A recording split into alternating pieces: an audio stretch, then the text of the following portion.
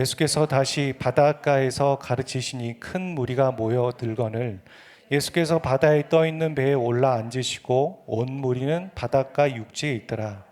이 예수께서 여러 가지를 비유로 가르치시니 그 가르치시는 중에 그들에게 이르시되 들으나 씨를 뿌리는 자가 뿌리러 나가서 뿌릴새 덜어는 길가에 떨어짐에 새들이 와서 먹어버렸고 덜어는 흙이 얕은 돌밭에 떨어짐에 흙이 깊지 아니하므로 곧 싹이 나오나 해가 돋은 후에 타서 뿌리가 없었으므로 말랐고 덜어는 가시떨기에 떨어짐에 가시가 자라 기운을 막음으로 결실하지 못하였고 덜어는 좋은 땅에 떨어짐에 자라 무성하여 결실하였으니 30배나 60배나 100배나 되었느니라 하시고 또 이르시되 들을 귀 있는 자는 들으라 하시니라. 예수께서 홀로 계실 때 함께한 사람들이 12 제자와 더불어 그 비유에 대하여 물으니 이르시되 하나님 나라의 비밀을 너희에게는 주었으나 외인에게는 모든 것을 비유로 하나니 이는 그들로 보기는 보아도 알지 못하며 듣기는 들어도 깨닫지 못하게 하여 돌이켜 죄사함을 얻지 못하게 하려 함이니라 하시고. 아멘. 오늘 말씀의 제목은 우리가 잘 아는 것처럼 씨 뿌리는 비유이지만 부제목이 있습니다. 그 부제목은 하나님 나라의 비유입니다. 왜 부제목이 이렇게 되는지, 혹은 저 부제목이 주제목이 될 것 같은데, 저는 주제목이라고 생각하는데 왜 하나님 나라의 비유라고 말하는지, 그리고 이 씨 뿌리는 비유에서 하나님이 우리에게 주고자 하는 메시지가 무엇인지 함께 나누기를 원합니다. 새벽 기도하면서 이미 2주 전에 이 메시지, 이 주제에 대해서 설교해야 된다는 마음을 주셨고 그것을 여러분에게 나누는 것이니까 이것은 거듭거듭 말하지만 제가 하고 싶은 얘기를 하는 것이 아니라 하나님이 하고자 하시는 얘기를 전하는 것뿐이니까 여러분이 그렇게 받아들이시기를 주의 이름으로 축복합니다. 아멘. 제가 다이소에 가서 토마토 씨가 있더라고요. 방울토마토. 그래서 이거 한번 키워볼까 해서 한 3주 전에 씨를 넣고 물을 뿌렸는데 일본 갔다 오니까 저렇게 씨앗이 이제 자라가지고 뿌리를 내리고 생명이 움트게 되었습니다. 오른쪽에는 원래 식물의 줄기밖에 없었거든요. 그래서 죽었나 이런 생각 들었는데 뿌리가 살아 있으니까, 그리고 온도가 꼭 필요하죠. 나무는, 식물들은. 그리고 공기, 환기가 꼭 필요합니다. 식물은 그래서 이렇게 실내에 갇혀 있으면 잘 자랄 수가 없어요. 그래서 환기를 시켜줘야 되거든요. 그리고 또 하나가 물이 필요하겠죠. 그렇게 주니까 저렇게 잎이 나오기 시작하고 있고 저기 또한 생명의 움트기 시작하고 있습니다. 생명과 이 생명력이라는 건 참 신비롭고 놀랍다. 그런 걸 식물들을 보면서 알게 되는 것 같습니다. 하나의 사진을 더 보여드리면 이건 인삼팬더라는 식물이거든요. 제가 이제 분갈이를 했어요. 처음 개척 때 거의 죽어가는 식물이었어요. 거의 죽어가는 식물을 한번 살려볼까? 환경이 집보다는 교회가 좋지, 뭐 이런 생각이 들어서 가져와서 물도 주고 햇볕도 줬더니만 자라는 거예요. 계속 잎이 무성해지고 자라서 분갈이를 한 거죠. 저건 한 5대선 정도 되는 식물이에요. 분갈이를 계속 하고 하다가 저렇게 하다가 제가 이제 하도 많아지니까 관리를 소홀히 하다 보니까 잎이 다 떨어진 거죠. 버릴까? 이런 생각이 들었는데 보니까 저기에도 여러분 보시면 아시겠지만 푸른 빛이 무엇인가 나오기 시작하고 있죠. 이때 압니다. 뿌리가 죽지 않았구나. 결국에는 아까도 말한 것처럼 여러 가지 조건들을 잘 준다면 다시 뭔가 자라지 않을까? 이런 생각이 들어서 특별 보호하면서 제가 두고 있는데 저게 어떻게 자라는지 저도 잘 모르겠어요. 잘할지. 그리고 추후에 여러분에게 한번 또 보여드리는 날이 있었으면 좋겠습니다. 성경에도요, 이 씨 뿌리는 비유, 이런 식물과 관련된 이야기가 나오고 있습니다. 오늘 본문 말고 다른 성경의 병행 구절에도요 있어요. 마태복음 13장에도 있고 누가복음 8장에도 다 나옵니다. 이 씨 뿌리는 비유를 자세히 관찰해 보면 이렇습니다.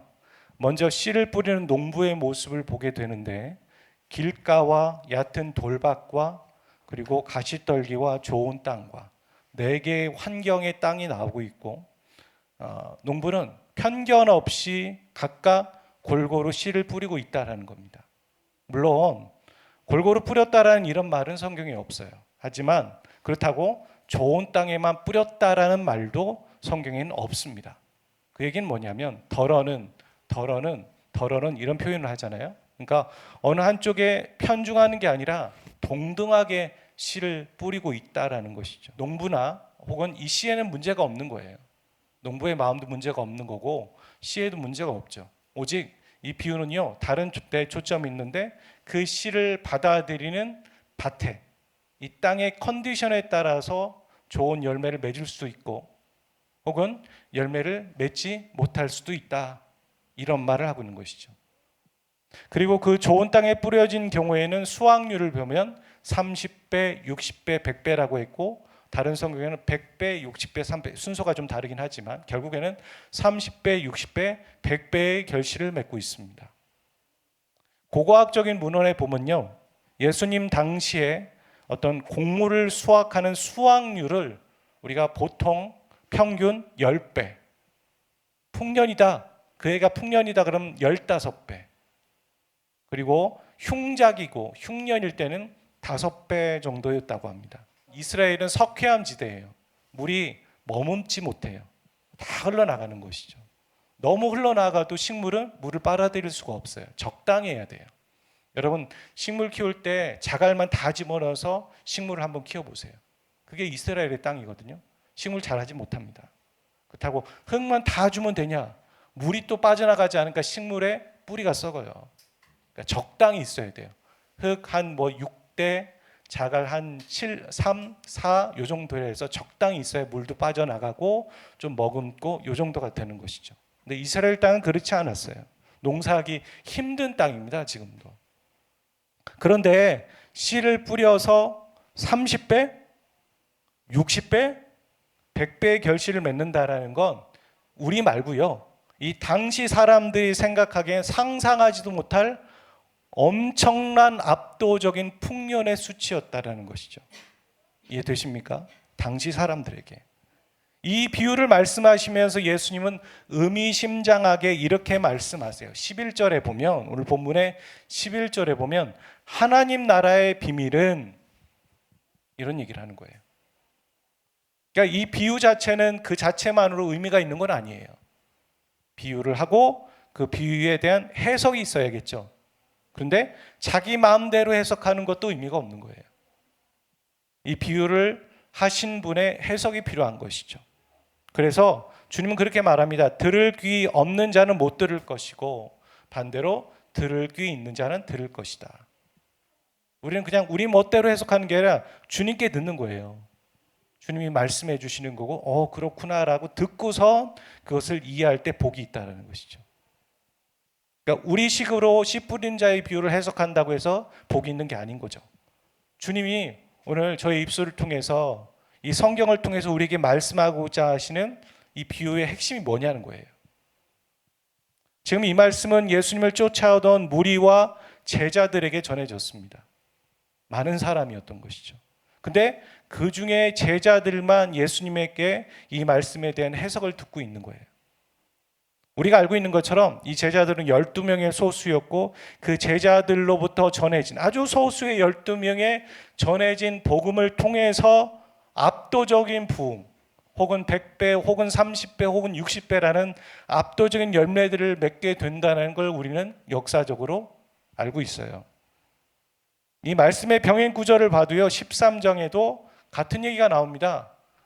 아까 얘기했던 마가복음 우리가 읽었던 거에 하나님 나라의 비밀이라고 했고, 마태는 유대인에게 전한 편지이기 때문에 유대인들에게 하나님 나라가 아니라 천국이라고 말한 거예요.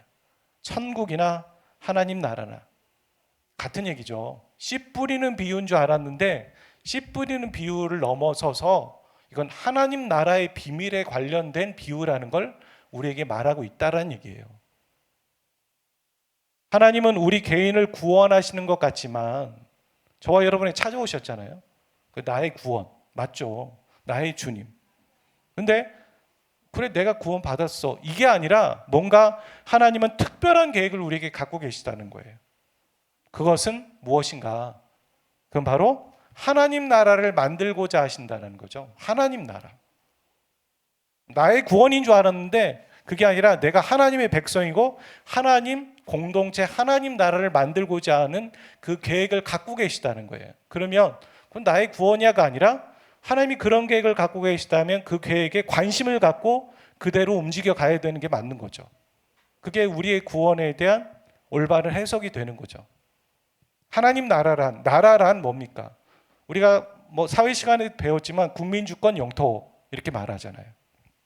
근데 이 하나님 나라의 핵심이 뭡니까?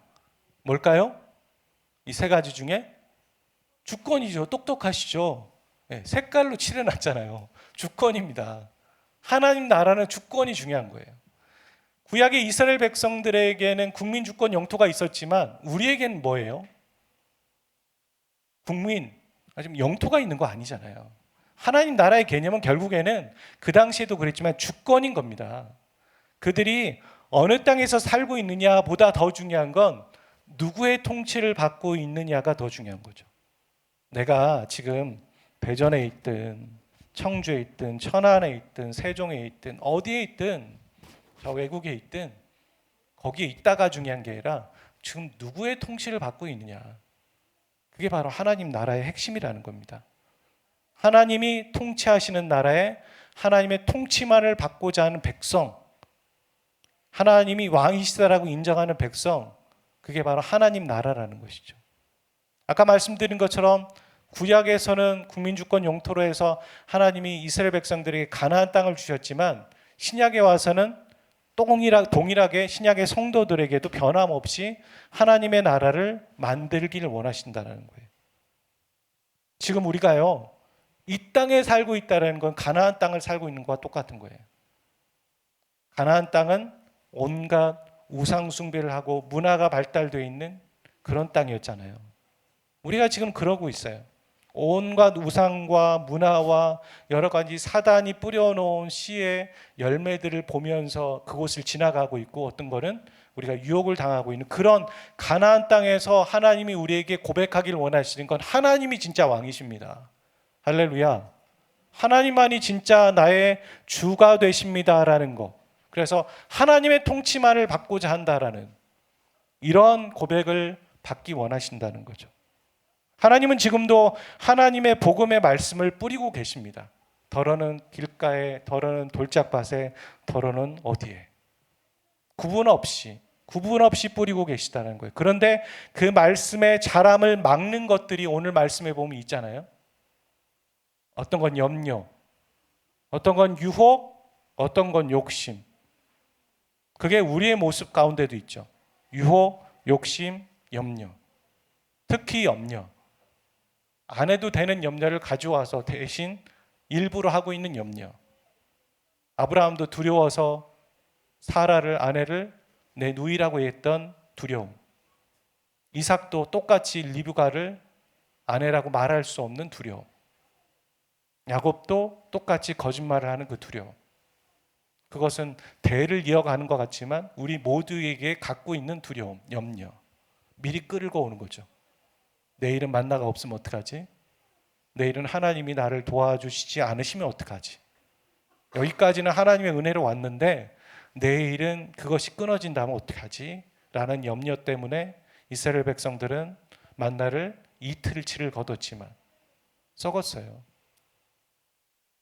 내일도 내가 너에게 도와줄 건데 네가 왜 염려하니 하면서 그 만나를 먹을 수 없었고 썩었단 말이죠.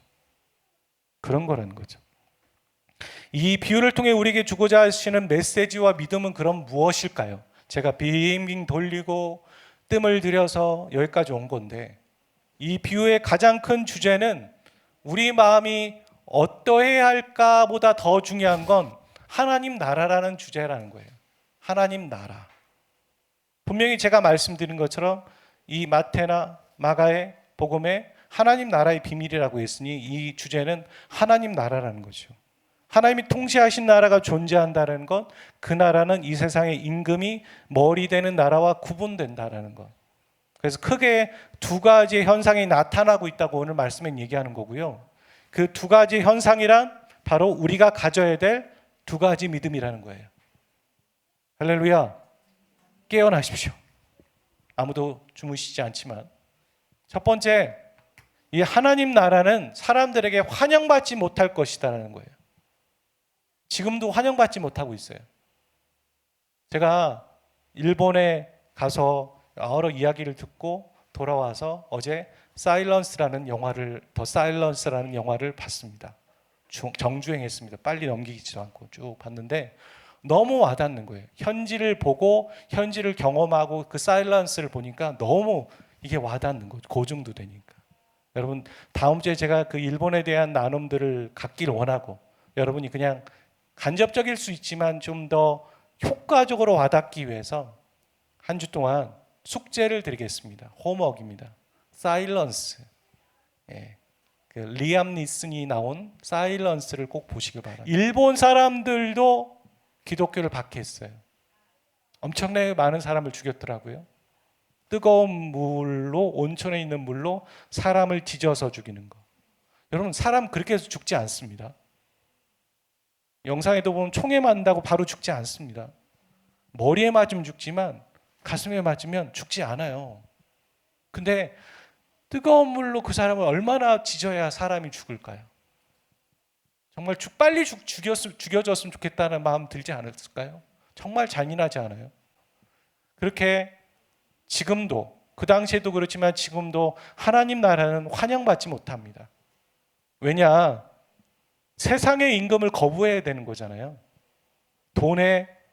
돈이라는 주인, 물질이라는 주인, 사람이라는 이 주인을 거부하는 게 바로 하나님의 통치를 받는 방법인 건데, 자기의 본능을 억제하는 거고 그 익숙함을 거스리는 방식들이 바로 하나님 나라의 백성으로서의 살아가는 거거든요. 여러분, 잘 생각해 보세요. 여러분이 그냥 본성대로 살아가는 건 결코 하나님 나라의 백성으로 살아가는 거 아닙니다. 거스르는 거거든요, 신앙생활은. 그래서 단순하게 생각해 보면 신앙생활을 잘하는 사람은 불편한 겁니다. 신앙생활을 잘하는 사람은 불편할 수밖에 없어요. 내 죄의 본성을 거스리는 거고 이 세상 임금을 거스르는 방향으로 사는 거기 때문에 여러분, 신앙생활은 불편할 수밖에 없어요. 잘 산다면. 여러분, 불편하신가요? 어떠십니까? 불편하십니까? 불편하세요? 할렐루야. 끄덕였다가 반 정도는 불편한 것 같은데 이렇게 되는데, 불편하시기를 주의 이름으로 축복합니다. 마음이 불편하든 몸이 불편하든 불편한 거예요. 불편할 수밖에 없는 게 신앙생활이고 하나님 백성으로 사는 거죠. 우리는요, 그렇게 익숙함으로 살아가는 사람들 너무 많이 보고요, 복음을 전해도 에이상초 거부하는 사람들을 너무 많이 봅니다. 전도지를 줘도 됐다고 거절하는 사람도 있고, 복음을 전했기까지 하고 그 자리에 있음에도 불구하고, 복음을 들었음에도 불구하고 거부하는 사람도 있고, 또 복음을 전하는 사람을 핍박하는 사람도 있고, 또 복음을 들었지만 지금은 배교하는 사람도 있습니다. 사일런스 영화에도 그게 나오더라고요. 배교하는 사람들. 그들은 복음을 들었지만 우리처럼 염려와 유혹과 욕심, 결국 세상 임금 앞에 무릎 꿇고 절하면서 하나님의 통치를 거절하고 죄를 향해 가는 사람들. 하나님 나라는 환영받지 못합니다. 이 씨 뿌리는 비유는요, 그냥 우리가 염려, 유혹, 근심, 그래서 한 개인이 말씀을 들을 때 잘 들어야 된다, 마음밭을 준비해야 된다, 이 정도의 교훈을 우리에게 주고 있는 게 아니라는 거예요.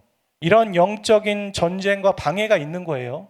말씀을 들을 때 염려, 유혹, 근심이라고 했지만 그거 누구나 있는 거지. 아니에요. 영적 전쟁이에요. 할렐루야. 영적 전쟁이 있다는 얘기를 하는 거예요. 근데 우리가 한 개인으로 보는 걸 넘어서 하나님 나라라는 이 거시적인 그림 안에서 우리가 공격받고 있다는 거죠. 그리고 그걸 영적으로 분별해야 된다는 거고 승리해야 한다는 겁니다. 그 승리가 나 개인의 승리가 아니라는 거예요. 그 승리는 바로 하나님 나라를 완성해가는 기초가 되는 승리가 되는 줄 믿습니다. 그걸 얘기하는 거예요. 내가 말씀 잘 들어야지, 오늘 나 예배 잘 드렸어, 이 얘기를 하는 게 아니에요. 우리는 한 개인인 것 같지만 하나님 나라의 공동체의 한 멤버이고 요원이라는 거죠. 나는 어떤 지부를 책임지고 있는 거예요. 중동 지부를 책임지고 있고 한국 지부를 책임지고 있고 한국의 어느 지역을 책임지고 있는 사람인 거예요. 내가 쓰러지고 내가 유혹받고 내가 넘어지고 내가 오늘 예배를 잘 드리지 못하면 그 지역을 내가 감당하지 못하는 거예요. 그렇게 하나님 나라의 거시적인 그림으로 이해해야 된다는 거죠. 우리는 공인인 겁니다. 내가 욕먹으면 하나님이 욕먹는 거고, 내가 극복하고 영적 정죄에 승리하면 하나님 나라의 기초가 또 다져지고 있구나, 이렇게 봐야 한다는 겁니다. 두 번째 이 말씀 안에서 보이는 거는요, 실패를 만회할 만한 압도적인 열매를 맺게 된다는 거예요. 세계의 땅에는 실패의 모습을 보이고 있습니다. 길가든 돌짝밭이든. 그런데 그것을 실패를 넘어설 정도의 압도적인 열매를 맺게 된다. 즉 하나님 나라의 통치는 당장 사람들에게 거절당하고 있고 실패하는 것처럼 보이고 그래 보입니다. 우리가 이런 얘기 쓰잖아요. 과일반화. 그런 얘기 들어보셨어요? 과일반화. 과일반화를 영어로 하면은 over generalization이라고 하는데, 오버를 쓰는 거죠. 우리가 보통 사람들에게 너 이거 오버하는 거야, 넘어섰다는 거죠, 선을. 그러니까 우리가 어떤 걸 일반화할 때 그걸 너무 과일반화한다는 건 보통 이런 겁니다. 본인이 예를 들어서 장로교를 한 2군데 다닌 거예요, 교회를. 그래 보고 장로교는 문제가 있어. 그건 과일반화죠. 본인이 경험한 2개의 교회가 장로교회라고 해서 모든 교회의 장로교회가 그럴 것이다라고 생각하는 건 잘못된 거잖아요. 다 경험해보지 못했는데. 그렇게 말할 수 없고 그런 거를 과일반화라고 얘기하는 겁니다. 우리가 겪고 있는 공격, 실패들 혹은 주위에 있는 사람들을 보면서, 이 작은 공동체를 보면서 거기서 보고 있는 어떤 뛰어넘지 못하는 문제들과 실패, 그리스도인들의 실패를 보면서 하나님 나라는 지금 실패하고 있어라고 말하는 건 과일반화라는 거예요. 아니에요. 한국을 보셔야 되고 전 세계를 보셔야 돼요. 지금 하나님은 일하고 계십니다. 지금도 우리 눈을 확인할 수 없는 상황 가운데도 하나님 나라는 승리하고 있고 하나님의 통치는 확장되고 있는 줄 믿습니다. 하나님이 지금 일하고 계십니다. 아프리카의 어떤 여성분이 지은 찬양, 한국교회를 보면서 지은 찬양 그거 아시잖아요. 주 여기 운행하시네, 일하시네, 일하시네. 그는 보이지 않고 느껴지지 않지만 일하고 계시다. 큰 길을 만들고 계시다. 이 믿음의 고백과 믿음이 우리에게 있어야 된다라는 겁니다. 저 말씀은. 그래서 마침내 하나님 나라는 완성될 것이고 하나님이 승리하실 것입니다. 우리 자신의 개인의 영적 싸움과 믿음의 걸음을 우리는 하나님 나라는 개념 안에서 바라봐야 한다라고 이 비유는 말하는 거예요. 그렇게 하고 계신가요? 나의 싸움, 나의 문제 이렇게 보시나요? 아니면 나 싸움은 하나님 나라의 영적 전쟁 가운데, 하나님 나라의 확장 가운데 문제, 승리 이렇게 보시나요? 우리는 이렇게 질문할 수 있습니다. 누가 왕이신가? 혹은 누가 왕으로 오시는가? 결국에는 또 나는 누구를 왕으로 인정하면서 지금 그러면 살고 있는가? 우리는 이렇게 대답해야 되죠. 하나님은 나의 왕이십니다. 한번 따라해 볼까요? 하나님은 나의 왕이십니다. 하나님 나라가 결국 승리할 것입니다. 이 믿음으로 살아가야 한다라는 겁니다. 이 믿음으로 우리는 하나님 나라의 확장을 위해 오늘을 살아가야 한다는 것이죠. 첫 번째, 환영받지 못할 것이다. 그렇구나. 당연한 것이다. 그리고 우리의 본성을 거스리면서 살아가야 된다. 환영받지 못하니까 나도 환영하지 않는 게 아닌 거죠. 거스르며 살아야 된다. 둘째, 그리고 압도적인 저 실패를 만회할 만한 하나님의 열매들이 맺어질 것이다. 그걸 본다면 우리는 어떻게 살아가야 되냐는 것이죠. 우리의 삶은 어떤 삶으로 살아가야 될 것이냐.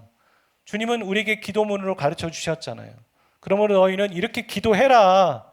하나님의 나라가 임하시도록, 하나님의 나라가 내 안에 먼저 임하시도록, 그리고 하나님의 통치를 받지 못하는 사람에게 그 하나님의 나라가 임하시도록 기도하라는 거예요. 이런 개념으로, 하나님 나라라는 개념으로, 하나님의 통치를. 여러분, 하나님의 나라만 있진 않아요. 하나님의 나라가 있다는 건 사단의 나라가 있다는 거예요. 사단의 나라는 포장되어 있어요. 이쁘게. 사단의 나라라고 느껴지지 못하게. 하지만 둘 중에 하나밖에 없는 거예요. 여러분이 여러분의 통치를 받고자 한다면 그게 사단의 나라예요. 우리가 구약 1탄에서 배우는 선악과 없는 종교 생활인 거죠. 그리고 하나님의 통치를 받는 것. 그래서 하나님의 나라가 임하시도록, 그리고 하나님은 이 땅에 하나님의 나라가 이루어지기를 원하고 계시는데 그 땅에, 이 땅에 그 일이 이루어지지 않은 걸 보면서 저렇게 기도하라는 거죠. 나라가 임하게 해 주십시오. 뜻이 하늘에서 이루어진 것처럼 하나님 그렇게 원하시는데 이 땅에 그러지 못하는 걸 보고 안타까워하고 가슴을 치며 이 나라에 하나님의 나라가 임하시기를 기도하라는 거예요. 그게 바로 우리의 기도이고 우리의 삶의 방향성이라는 거죠. 무엇을 먹을까? 무엇을 마실까? 그걸 놓고 기도하지 말라는 거예요. 왜냐하면 하나님은 그 모든 것들을 우리에게 허락하실 걸 알고 우리에게 필요한 것이 무엇인지 알기 때문에 먼저 그의 나라와 의를 구해라. 그리하면 이 모든 것을 너에게 더하시라. 우린 계속 그 갈등을 하고 있거든요. 아니야. 내일은 만나가 없을 수도 있어. 아니야, 하나님이 도와주시지 않을 수도 있어. 그래서 내가 해야 돼. 내가 하는 거야. 믿음의 문제인 걸 알지만 내가 할 거야. 이런 마음으로 항상 갈등하고 있거든요. 그때 우리는 이 말씀을 외워서 선포하는 겁니다. 먼저 그의 나라와 의를 구해라. 한번 따라해 볼까요? 먼저 그의 나라와 의를 구해라. 그리하면 이 모든 것을 너에게 더하시리라. 이 믿음을 갖고 사는 거예요. 이 믿음. 그래서 내가 책임지는 게 아니라 하나님이 책임져 주실 테니까 나는 하나님 나라를 위해 살아야지. 우리 함께 찬양하겠습니다. 주의 나라가 임할 때 하나님 임재하실 때 예배가 회복되고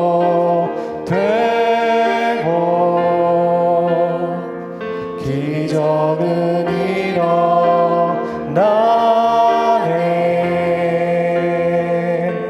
전능하신 주 영원하신 능력의 통치자 자유가 선포되어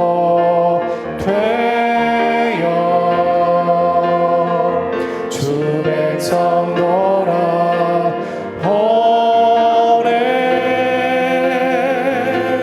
하나님 나라 임하소서. 영광과 존귀 능력과 위엄 놀라운 사랑의 기적의 하나님 지금 이곳에 오소서. 우리 처음부터 다시 믿음으로 고백합시다. 주의 나라가 임할 때, 나라 임할 때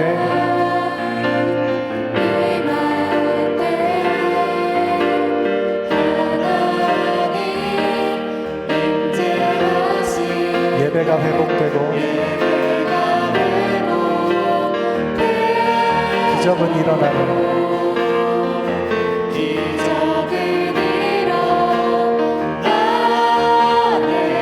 전능하신 주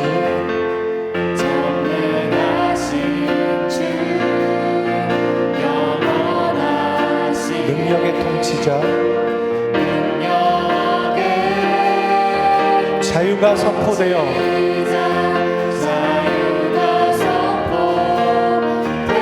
주 백성 백성 돌아옵니다. 주 백성 돌아오네.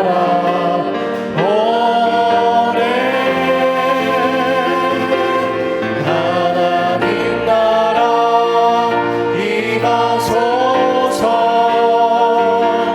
영광과 존귀 능력과 위엄 놀라운 사랑의 기적의 하나님 지금 이곳에 하나님 나라 임하소서. 하나님 나라 임하소서.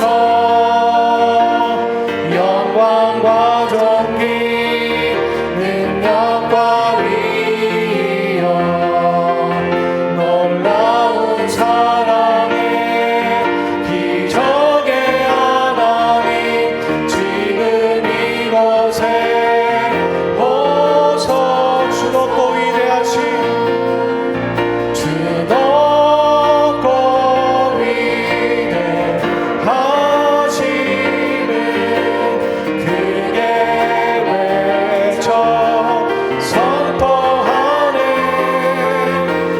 왕의 왕 주 하나님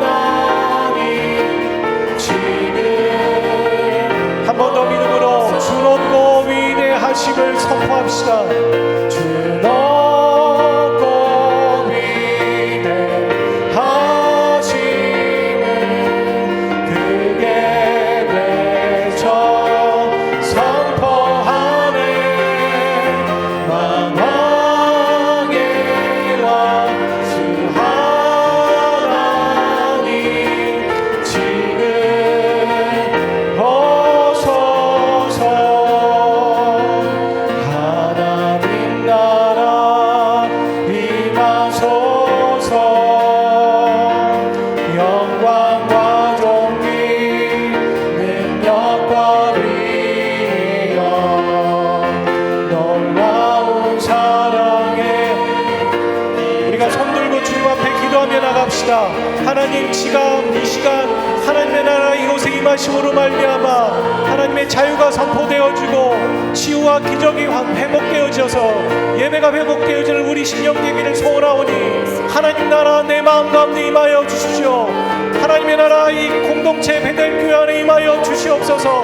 모든 세대 가운데 임하여 주시옵소서. 주여 한번 외치며 기도하며 나가기를 원합니다. 기도하겠습니다. 주님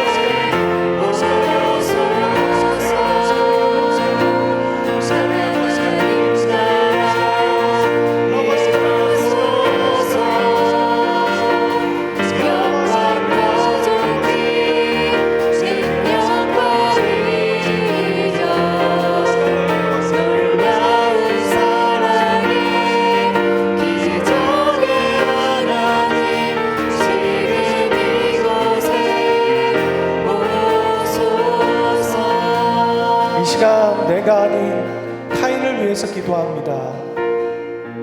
예수 그리스도를 믿지만 믿음이 흔들리는 그 사람들, 예수 그리스도를 거부하는 그 사람들, 그 영혼과 혹은 그 지역에 있는 땅에 있는 민족들, 내가 아닌 그 다른 타인이 그 지역이 하나님의 나라가 임하심으로 하나님의 온전한 통치를 인정하고 받아들이고 하나님이 일하시는 역사의 예배의 회복과 치유가 그곳에 있기를 원하나이다. 같이 기도하며 나가기를 원합니다. 중보하며 나갑시다.